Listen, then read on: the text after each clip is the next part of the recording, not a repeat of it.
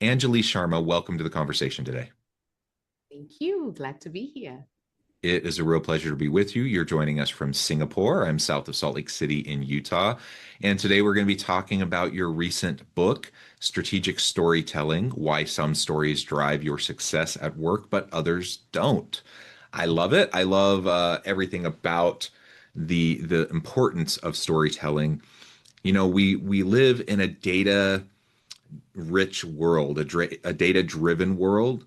And so often we hear this term, that we want to make data driven decisions or data informed decisions, which I believe in. Like we want to be able to do that. But the reality is it's the stories that really drive things. It's the stories that really make the difference because we're human animals and we're so influenced by just our emotions. And it doesn't matter how much good data you have to be able to tell the story with the data. You have to be able to tell the story in a compelling way. Otherwise, you're really not going to be able to have the level of influence that you want to have, right? And so being able to learn how to tell compelling stories, it makes all the difference in the world. And in this particular context, we're going to be talking about storytelling in the workplace and as leaders, but really it applies to all walks of life, doesn't it? The ability to tell compelling stories and have influence. So this is where we're going to explore today and unpack together today. As we get started, I wanted to share Anjali's bio with everybody. Anjali Sharma is the founder of Narrative, the business of stories, is one of the most sorry, excuse me. She is the founder of Narrative, the stories. Oh my goodness, I'm going to start over. Anjali is the founder of Narrative, the business of stories, and is one of the most sought after keynote speakers trusted by international brands seeking guidance on finding, developing, and using their stories to make a dynamic change and have that happen within organizations. Sharma works with private and government organizations to determine what their individual and unique business challenges are. And by incorporating story skills, she crafts individualized solutions to help solve those challenges. She is trusted by brands such as LinkedIn, Airbnb, ByteDance, TikTok, and Meta, among others. Anjali, anything you would like to highlight by way of your background, personal context before we dive on into the conversation? No, that's all good. That's extensive enough what you have described. Okay. I'm very happy to answer some questions that might help our listeners. Awesome, awesome. Well, let's start with a little bit of the backstory behind storytelling. So, I always like to ask authors why this book, why now? Writing a book is a labor of love, takes a lot of blood, sweat, and tears. Why this book? Why was it so important? Okay, so I this book came out in the year 2024, which is last year, and Mhm. last year happened to be 10 years of me running our story practice called Narrative, the Business of Stories. Now, as the years were happening and I was working on one project after the other. So when I'm, for so that our listeners can understand this better, when I'm working on projects, what do I mean? So the only work that I do is within storytelling. So that would mean if an organization now wants every employee, irrespective of whichever function they work in, to start using AI models, and they would like me to build a story so that every employee feels motivated to want to venture into that space. That's a project where I would work directly with the president of the company and build that narrative as to why we need to have AI models, whether you're in customer service, whether you're in operations, whether you're in engineering, whether you're in sales, doesn't matter, but you all need to have AI models, that you would use within your function. So year after year, I was doing these like lots and lots of projects, and what I was learning is that the most beautiful thing about storytelling is that it applies to everything, right? Yeah. Whether I'm selling cookies or whether I'm selling an idea or whether I'm trying to communicate with my partner, storytelling applies to everything. And that is also one of the biggest disadvantages of it. Because it applies to everything, often you tend to use a story that would work in a certain place in another place, and it doesn't work. So what I Yeah. realized was that the world of workplace was very nuanced, very specific types of stories would work there. And I was like, but why is there no literature about that? Like, why is there no conversation about, everyone talks about stories being this way, that way, high character, high emotion, this, that. But when I stand in a boardroom and people are making a business decision, that exact style of storytelling would fail. So the answer to your question is that when I kept doing that work, I got to a stage where I started feeling the fear that I'm going to forget what I'm doing because it is so nuanced that I must really document it, not only for my purpose, but also make it like a scalable manual that others can use it also. And that was the thought behind why I wanted to write this book. And why now? The first book on storytelling from a work perspective got written back in 2004. So why in 2024, 24 years later, a new book needs to come out? It's the beauty of this book is in the number of case studies that exist. Mm. In 2004, you wouldn't have a digital transformation case study where you applied storytelling. You wouldn't have a diversity, equity, and inclusion case study where you applied storytelling. So the book is a compilation of my 10 years of work. So therefore, the case studies are all very, very recent and very, very relevant. That's why now and why the book. Oh, I love it. Yeah. Excellent. Um, and thank you. I think it really, like I said on the outset, I think it's just a really important skill set for people to develop.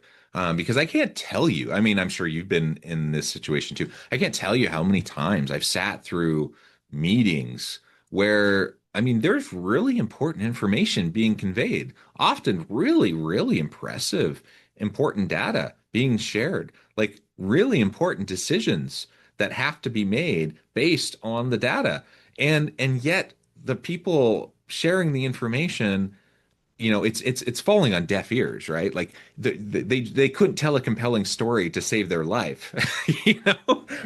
And so, like I just think this is a skill set that almost everybody needs to develop. Like the number of people I've experienced in my life that really just are able to draw you in, tell a compelling story, help you really understand the importance of something. It's a really small number. And I don't know if it's innate, like some people just have that skill, but I really believe it's something people can learn. It's something people can develop.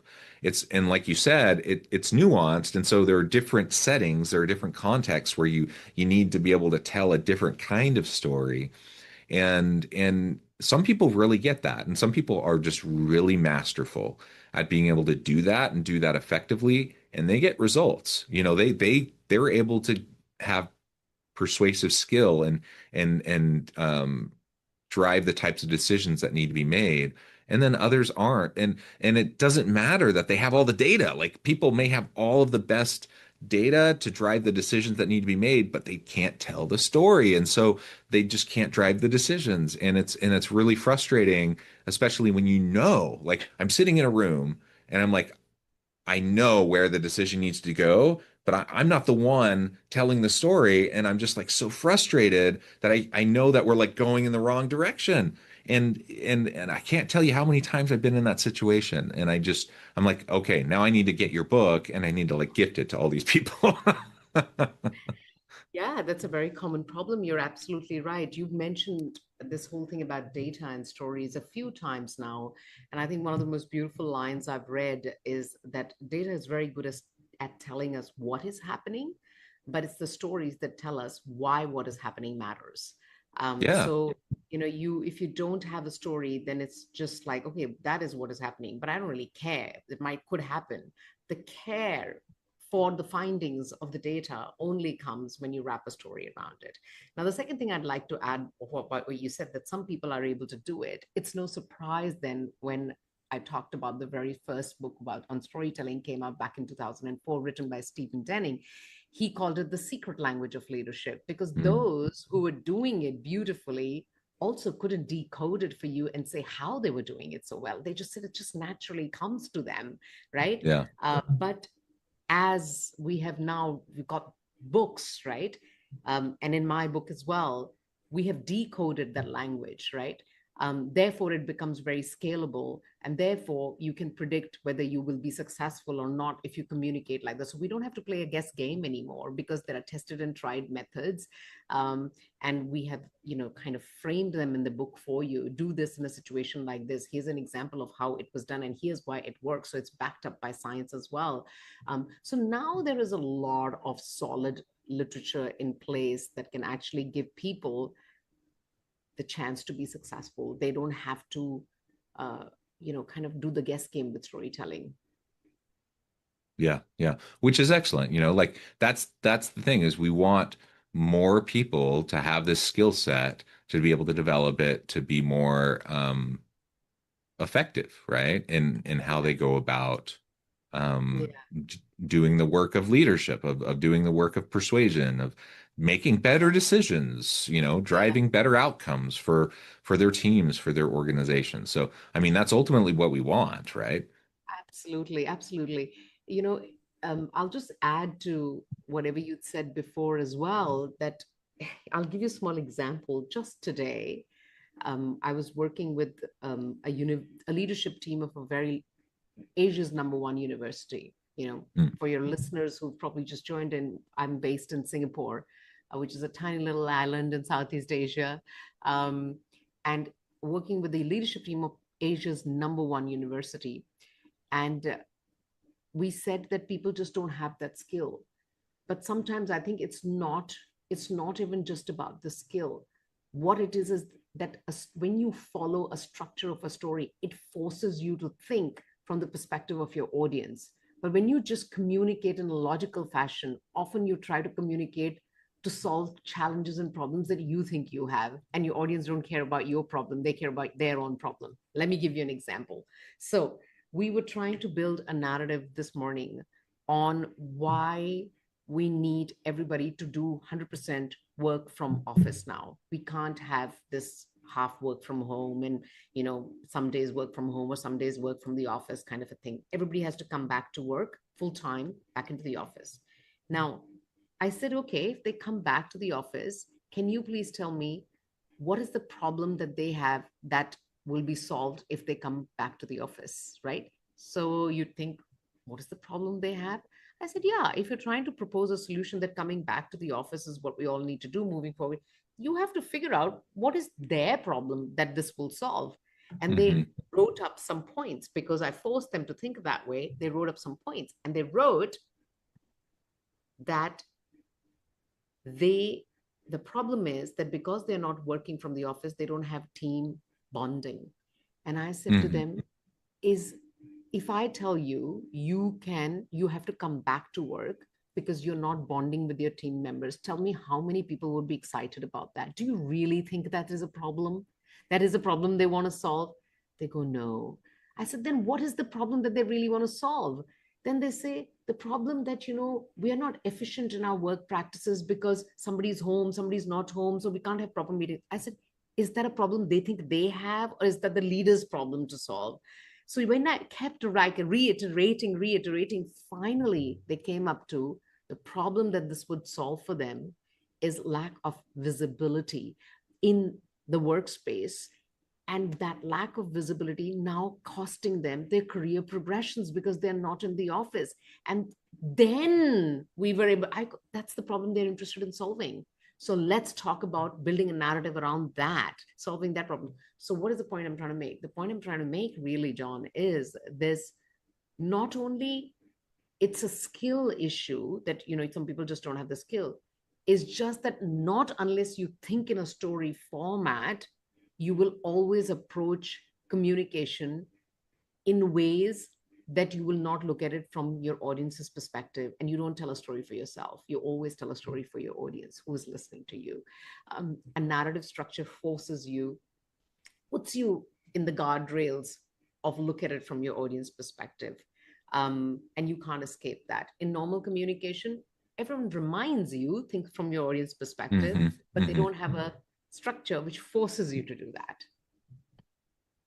Yeah, that's really interesting. I'm not sure I've ever explicitly thought about it that way. I mean, it makes complete sense, but yeah, absolutely. Think about it from your audience's perspective. Now, obviously, anytime you're presenting, like if I'm presenting in a boardroom or if I'm presenting at a conference or anything, I'm always thinking you're always supposed to think, who is your audience? Present to your audience. Like that's something some people always tell you. Um, but I don't know, you just something about the way you just said that put a really fine point on, make sure that you're always considering your audience's perspective in terms of like what problem are you trying to solve for your audience, Exactly. in a way that's a little bit more precise, maybe than Yes. how I've really thought about it before. So that's really helpful. I think you're absolutely right. Like we always I think leaders often get tr stuck in the trap of, thinking they've been in meetings. Like, if I'm an executive team, I've been in meetings, I've been sitting around the table, we've been talking about things ad nauseum. Oftentimes we've been in multiple meetings over an extended period of time. We've made decisions. In our minds, we know why, we know all the backstory, we know all of the all the alternatives that have been discussed. We know all these things, right? And then we go and we talk to our teams or we talk to the middle managers or whatever, and then we present, the decisions, or we present whatever we decide needs to happen. And we just like assume that it's all just going to make complete sense to them, in the same way that it makes complete sense to us. And instead of telling a compelling story about it in the way you were just describing, like what problem are we solving for them, or like how is it going to make sense to them? Instead of doing that, we just assume that it's going to make complete sense to them, right? And I think that's 100%. why that's why change management so often fails within organizations. One of the reasons, anyways, is because we are so bad at telling compelling stories about what is happening and the why behind it and the problems that we're solving, in a way that resonates and matters to the people that are going to be impacted by whatever we're doing, whatever we're changing, whatever policy or system is shifting, whatever. And so, yeah, how you just explain that, I think makes all the difference in the world. And it's a complete mindset shift in the mind of the communicator, in the mind of the leader, who now has to keep laser focus on how they're communicating that. 100%. You're absolutely right. And this advocacy around know your audience has been there for so long, but do we really know our audience, right? Like I'll give you one little example, another one, which is rather interesting to me. So one time I worked in this semiconductor factory where the factory head said that we're going to make our factory a smart factory, essentially, which means is that we're going to have a lot of automation and robotics and stuff like that, and we're going to get 5,000 people who work in this factory to help us make the factory a smart factory. And I said, why Mm. would these people be interested in making a factory a smart factory? Because that would mean that they'll have to say goodbye to their jobs. And he says, well, we need to increase the productivity, and the only way we can increase productivity is to get robots and machines and automation to happen. And I said, yes, I agree with that. That is what the organization wants, to increase productivity, to make more products, right? To increase the volume of the product, because the demand for semiconductors increase, so you have bigger demand to fulfill, so you increase the amount of product. But why should people who work on the ground be excited about you as an organization making more product? Which employee gets excited about that? And you need them to help you turn the factory into a smart factory. You know how we changed that proposition? We changed that narrative's proposition by saying this. We said this factory has an opportunity for you to become the supervisors of robots. Would you Mm, like to learn how to be supervisors of robots? No, this thing we want to increase productivity and all. And then we explain to them that how being a part of turning the factory into a smart factory gives them the opportunity to learn the skills that would make them supervisors of robots. And then you should see the way the willingness to want to do that, how it actually changed. Because we just assume at the leadership level that organizational goals are also very, very interesting to our employees. The truth is, nobody wants goals. What they want is a nudge to a new identity. So if you think of this book by James Clear, Atomic Habits, in which he actually says that, you know, it's not the goals, but it's the identity. For example, running a marathon is a goal, but marathoner is the identity. Writing a book is a goal, but author is the identity. Individuals seek new identities. And I sort of then said, okay, supervisors of robots is the new identity for these people. And at the end of this narrative development, narrative delivery by the senior most person in the organization, we asked people to join a roadshow, which was being designed to teach them how to create these smart initiatives, be a part of these smart initiatives. And the increase in the number of people who were then a part of the roadshow was significantly mm. higher than when our proposition was we want to increase the productivity of the factory. They don't care. What they care about is what do they become as a result of being, following those goals that you actually have asked them to. And so what's the nudge to the new identity? Yeah, I love it. I love it. Anjali, this has just been a really great conversation. I know we've only scratched the surface, but that's why you have a great book that people can go out and buy and learn a whole bunch more about all of this. Before we wrap things up for today, I just wanted to give you a chance to share with the audience how they can connect with you, find out more about your work, where they can find your book, and then give us the final word for today. Okay, well, you can find me. I'm on all social platforms. So I'm on LinkedIn, also on Instagram. Then also, if anybody follows TikTok, I'm on TikTok too, Anjali Stories. And on LinkedIn, you can just go look up Anjali Sharma. Otherwise, website www.narrative.com.sg. Um, these are the places to find the work that I do. I show up quite regularly on social platforms with educational tips on what I'm learning about storytelling, lots of videos. So you can find more about my work and what I'm up to there with my next projects.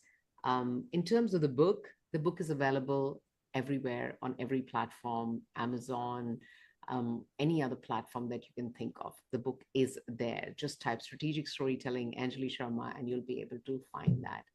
Um, I think the last word for the audience would be this. If you turned up to listen to this podcast and you lasted this long, and you are still with us, that simply means that you are someone who's interested in the nuance of storytelling within the organizational world. And if you are that person, then I think you ought to learn storytelling very specifically for that world. And that world is a very different world to the kind of movie storytelling or Mm. documentary storytelling or commercial making storytelling. Um, I think the world of boardrooms, presentations, and negotiations demands a very different kind of story. And if you are from that world and want to be successful in that world, then go check out strategic storytelling. I love it. I love it. Thank you so much. This has just been a real pleasure. I encourage the audience to reach out, get connected, find out more about what Anjali can do for you. Check out the book. And as always, I hope everyone can stay healthy and safe. They can find meaning and purpose at work each and every day. And I hope you all have a great week.